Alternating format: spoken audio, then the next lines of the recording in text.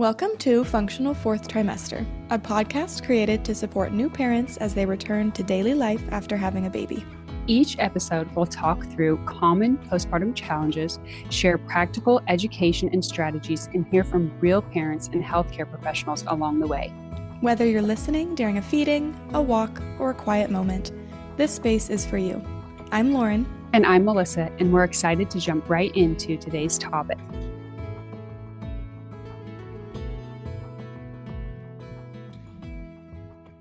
We spend so much time preparing for birth, but what about everything that comes after? For many new parents, the lack of support, resources, and care in postpartum can come as a shock. Today, we're talking about that gap and hearing one mother's experience navigating a difficult season without the necessary support. I'm excited to welcome our guest today, Maria. She is a Canadian mom living in the United States. She has 3 boys, and her work creating business in kind boxes has been featured on Good Morning America and Entrepreneur. She's passionate about helping support new parents as they transition into parenthood. Welcome, Maria. Hi, thank you very much for having me. Yeah, we're so glad that you joined us today. I would love to start off with just hearing a little bit about your own postpartum experience and kind of when did you start noticing that lack of support? Right. So I have 3 boys, as mentioned, and my first son I had while we were living in Canada. And I would say just like the difference between having him there versus having my second and third sons in Oregon, that's where we live, was pretty different because just generally, like culturally, um, in Canada, it's a time where like they nurture families, and it's just like overall understood that that is a really important time for moms to be home with their kids, for families to be together. There's lots of caring for a baby, but also for the mom or birthing parent, like they want you, um, they come to your home after you get home from the hospital and like nurses check up on you. There's lactation consulting. It's just like all part of it. You don't have to like advocate for yourself and um, be like really educated and be a voice for yourself as much as you do here. And the postpartum checkup in the US, it was like one checkup at 6 weeks, and my provider was mostly concerned with like providing me birth control, writing a prescription, and then that was pretty much it. So did you, with the 2 that you had in the US, did you end up doing any sort of like additional in-home things after, or is that kind of when you first noticed like, oh wait, this is not a thing? Yeah, I was flabbergasted, I think is the word, and kind of just like I couldn't believe it. Like the mom friends that I was making when I had my middle, they would tell me like, "Oh, I'm so lucky. I get like 6 weeks off work or 8 weeks, and I have to use all of my sick leave." And you know, like paternity leave wasn't even a thing. And it's just so wild to me that like you're basically still bleeding from delivery and then you're expected to go back to work. It's so insane.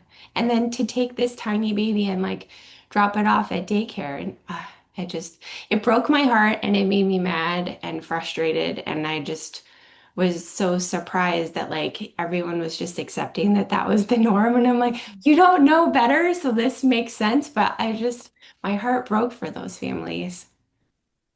It had to be hard for you too, as because I'm assuming that you come from Canada into the United States, you're having baby too. You probably kind of expected maybe a little bit of the same thing, or were you prepared that there wasn't really a lot for you? You have the baby, you go home, and they're like, "Good luck." Right. I was expecting more, I think mostly because you have to pay for health insurance here.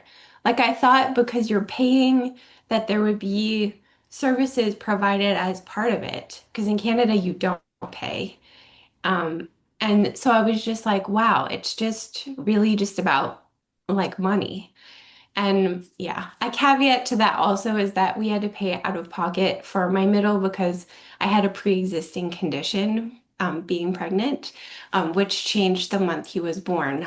So then his delivery was covered. But that aside, the whole postpartum experience is like right now it feels there's a lot of encouragement to have babies, but once the baby is here, all services are being reduced or cut back, and that postpartum support is like very obviously not a priority here.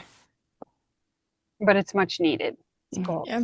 And I think too, it's so nice because I feel like, I mean, at least in like the occupational therapy world, like I'm hearing more and more people getting involved in postpartum care and like more and more services. Like you created a business, like more people recognizing this gap and like, okay, I'm gonna do something about it.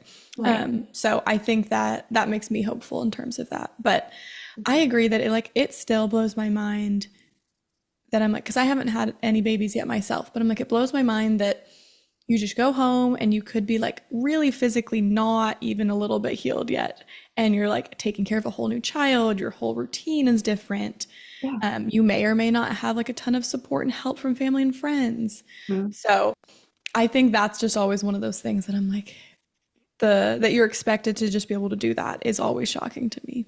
Yeah, that there's this like notion that you're a super mom and you should be doing it all by yourself. And like I am a very independent person, and so I liked my independence and like figuring things out, and I wished that I had asked for more help. And like as I had more kids, I had built a village of support and friends, so that became easier. But yeah, I just think the village of services and the amount of like knowledge that you need to have in order to be able to advocate for yourself is like beyond what you should have. It should just be in the system to provide that care for you and be have that support available. I think you made a really good statement. You said you wished you had asked for more help. Yeah. And I think that at least in like our society, it's almost as though you do it yourself. You're a super mom. Like you can do it. You don't need anybody. But we do. We do need people. And we should ask for help because it is really, you could say, first baby is hard. You know, you're transitioning, your life is completely changed. You went from just being you and independent to now you're raising a child. Yeah. But baby two and baby three can be hard. Baby four, however many babies. Like you know, your third baby can be harder than number one or two. So no matter what baby that you're on, you still need help. It's still okay to ask for help and get that support. And you shouldn't go it alone. Right, exactly. You shouldn't have to go it alone. And I think like asking for help, it's stigmatized as being a negative thing, that you're weak, that you can't do it on your own. But really, I feel like it's a strength. And my mom was a single mom and she needed a lot of help from her community when my sister and I were very small. I mean, it's how we had like birthdays or like holiday meals or anything like that. We needed that support. And so as I was having my kids, I'm thinking about her and I'm thinking about all the families in the US that don't have the same kind of support in place. And so, I started in kind and I put these things in the gift boxes for babies and for moms because I wanted families to know that like you do matter, you deserve the opportunity to thrive, and also for moms to feel like they're not in it alone, that people see them and care about them and want them to thrive.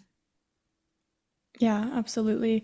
And so kind of going off of that, I would love to hear more about like how kind of your experience shaped the creation of your business and what are some kind of like specific gaps that you're trying to fill with the boxes.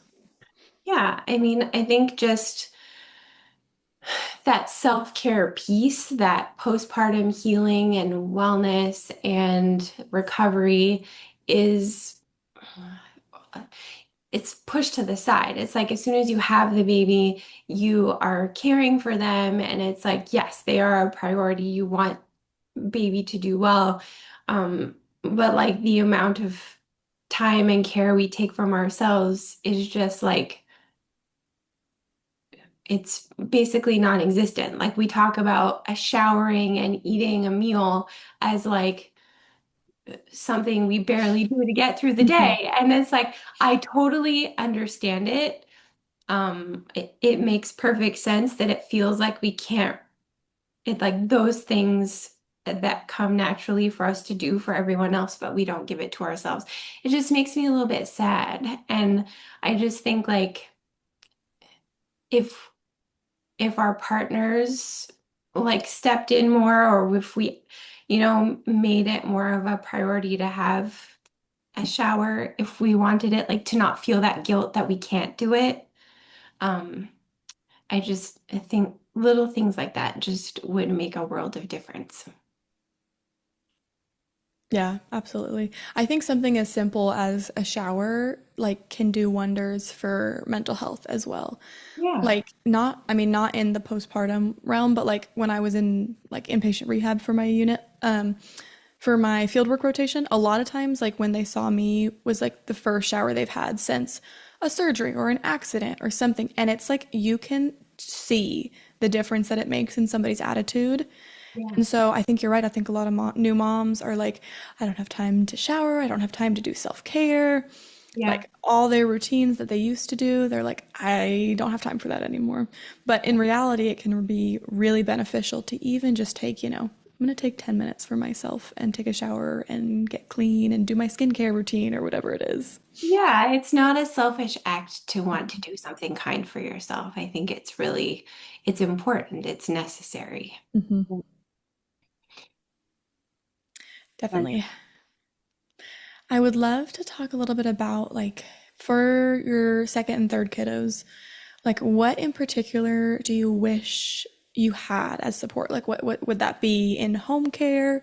Would that be, more an earlier visit than 6 weeks? Like different things available at your 6 week appointment? Kind of what are some things that you're like, oh, this would have been ideal or really nice? Yeah. I think we didn't know as many people here with my middle. So just like being able to have a village to lean on more, or like people to talk to even. It's like sometimes feels hard to make connections with people that you can like vent with or laugh with or cry with or whatever. Just like to be able to text back and forth and be like, oh my gosh, all I want is sleep, or just like some form of connection, because it can be, very isolating if it's just you and your baby or kids at home and your partner is gone all day. It's like having another human who can form full sentences, communicate back with you. It just feels good. Hmm. So somebody like, you can complain to or celebrate with, or yeah. And Hmm. it's like, just to be able to be like, I want to sell my kids today. Not actually to do that, but like to be able to joke and have someone like understand where you're coming from. It can just shift your whole mood. yes, for Yeah. sure, where you can just really be like open and honest. It's, like there can be great days as parents and other days where you just feel in way over your head. And Mhm. so having somebody to communicate that with, like, I'm in over my head today. I feel like I'm going crazy. Yeah, for sure. Hmm. Yeah, I think that's so important, like the shared experience aspect of like someone who maybe it's like you guys both had babies around the same time, or maybe it's like they had a year before you or something. But just that aspect of shared experience and knowing that like, hey, I can say something like this and I know you're not going to judge me for thinking it or saying it, I feel like would be so, so beneficial. Mhm. Yeah, it is good.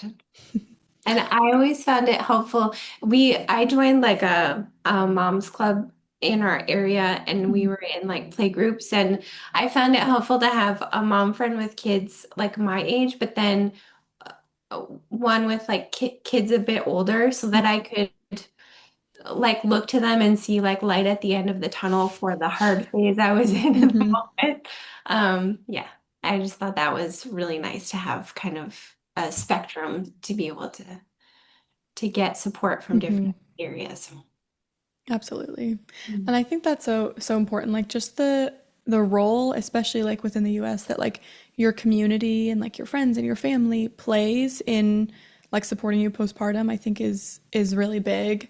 But I think you make a good point that a lot of people don't have that kind of support. Maybe they just moved somewhere. Maybe they're, like maybe they're just a little bit more isolated than some other people. So I think especially looking into those situations is really crucial.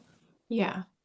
And like having a list of support services that you could potentially need. Hmm. Because I know that like baby to baby, you're going to have maybe different, your body behaves differently, the baby comes out differently sometimes. And there's just when your body's bringing itself back together, or even like breastfeeding or whatever, there are just different things you might need from one kid to the next.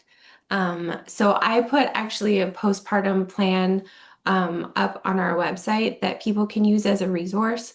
And it has like different services, not the actual companies that you would reach out to, but like different ideas of Mm. services that you might need.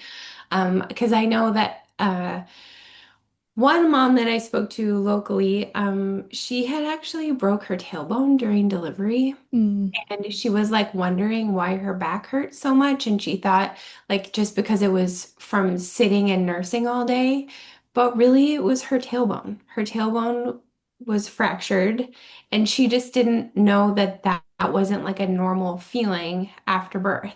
And so it's like we don't know what we don't know until we're like in it. And so having sort of a resource list out available to you to like reach out to someone if you need some sort of support. Connecting with your village to ask them ahead of Mhm. time, I think is also really good. Absolutely. That's such a good point. You don't know what you don't know. And I think sometimes we can keep stuff to ourselves because we're like, well, I'm just supposed to be okay and this is probably just normal. And so you don't speak up per se about what you're dealing with. Or maybe, we don't have our follow-up appointment until 6 weeks. So you kind of just let these things go until you get to that 6 week appointment. But more so earlier were talking about you didn't expect the like advocating for yourself and your needs that you would have to do. And I think that's where that piece comes in right now, where we have to advocate and be like, hey, like this is like painful, or this is like, I don't know that this is normal. Mhm. And to be able to ask those questions to get the support and resources that we need. Even though there might not be somebody there helping us, we can reach out and try to find them. Yeah. Like, Yeah, I would love to hear a little bit more about like what in particular do you put in the boxes? yes, so we have about 15 items. It kind of fluctuates depending on if we get donated items, but about half are for newborns, and then half are for postpartum recovery and self-care.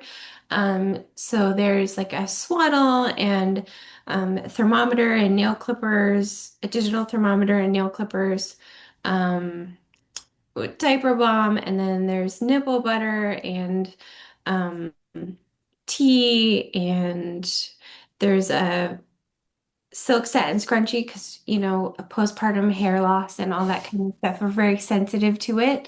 There's a beauty mask, and there's an affirmation sticker and lip balm. So it's all things to like nourish you and love on yourself, and you can snuggle up with your baby that you've just bathed and swaddled and read the book, and it's just things that are not sample size. They will last you into the weeks and months postpartum, and just remind you that you're loved and there's a village out there that cares for you. And all of these products were carefully curated by us. We bulk purchase them. So, like every gift box, whether it's donated or purchased as a shower gift, has the same consistency, the same level of quality, because that also is really important for me. I didn't just want to have like a bunch of random things. I wanted it to be really intentional. We purchase from female-founded companies and natural and organic products because all of that stuff matters. It's a very intentional gift. And when people receive it, whether it's a shower gift or a donated box, they're always like so excited because they're good quality products, they're full-size things, and it's like that wow gift. It's something that really makes you feel special, and to know that like you're getting this amazing thing, but then because you're receiving this amazing gift, another mom who is in like a really hard situation is also getting that same gift. Yeah. Yeah, I think that's awesome. And you make a good point. I feel like a lot of times at baby showers and when people are bringing gifts, it's all for the baby Yeah. versus like, rarely I feel like do the parents get something that's applicable to them, which I was like is just as important, obviously, because, the parents need to be healthy and cared for in order to care for their new baby. Exactly. And when, the families are thriving, the whole community thrives, and it's a win-win for everybody. Yeah. Yeah.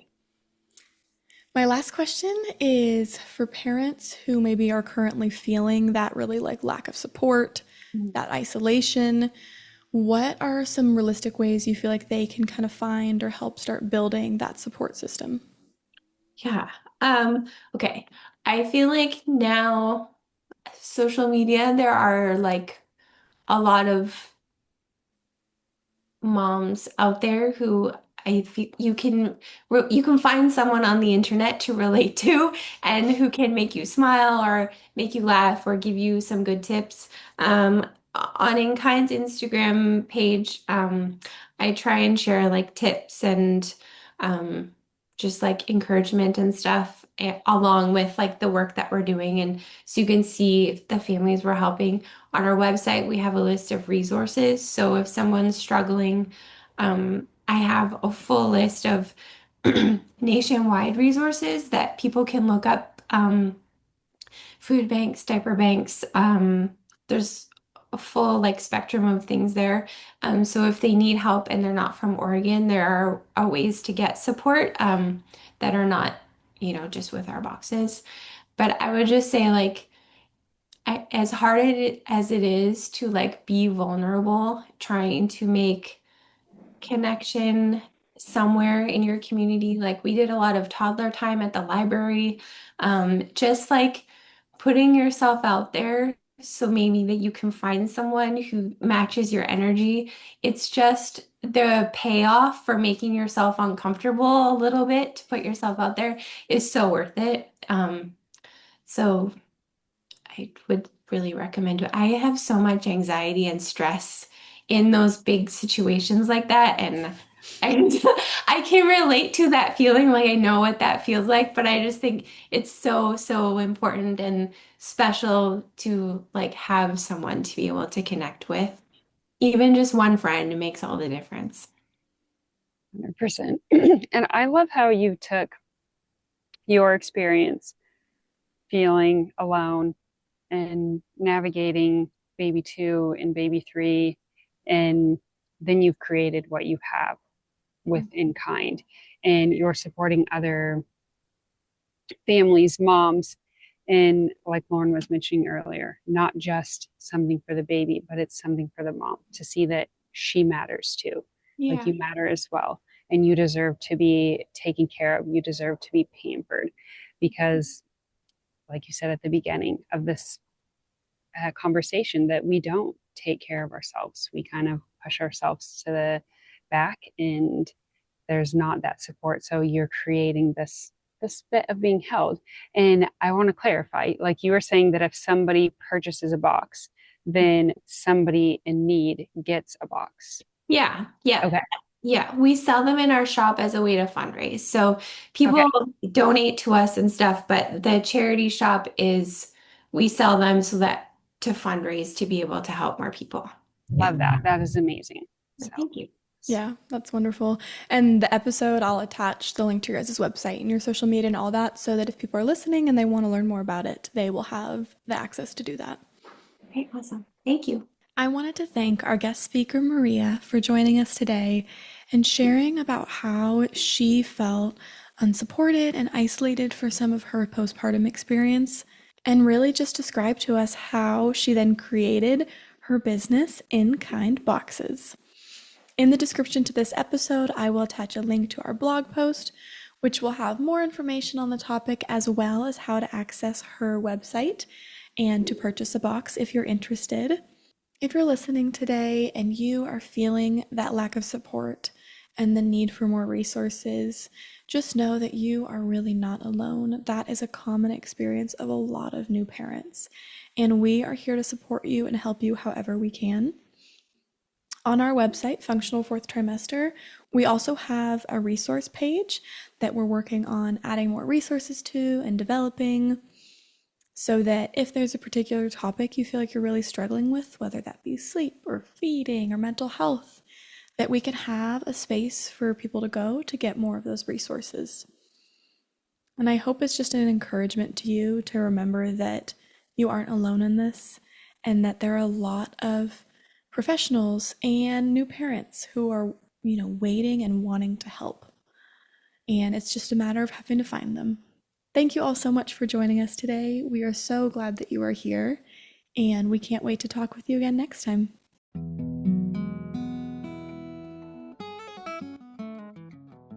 I hope today's conversation gave you something practical to take into your day, or simply remind you that what you're experiencing is normal. Returning to daily life after birth is a process, and support matters.